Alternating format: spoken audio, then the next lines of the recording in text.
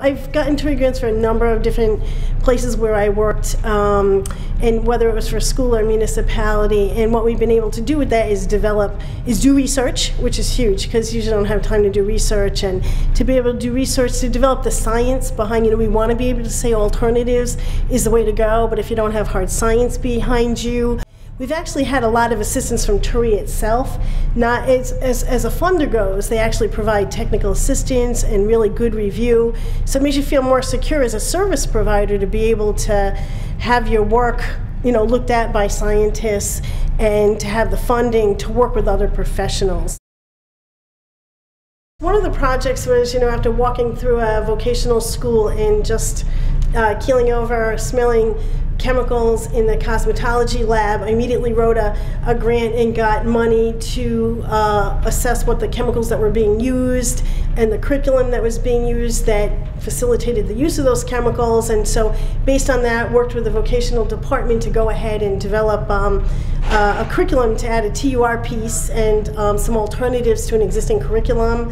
We taught students and taught teachers how to teach students. We were actually integrating those principles right into what they were being taught and what they were expected to know in terms of proficiency. So that was incredibly exciting because that has long-term effects. We built it right into the curriculum.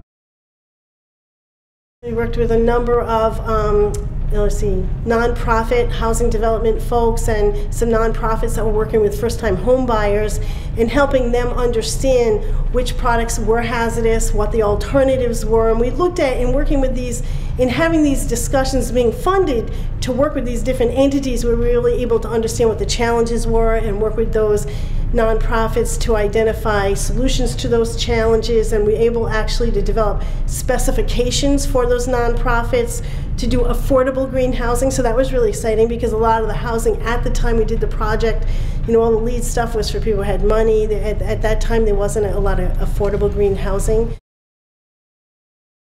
We were able to develop a handbook for schools and municipalities, and actually now and also state agencies, to use to evaluate the options, to look at strategies for using less toxic both processes and products to do cleaning and disinfection.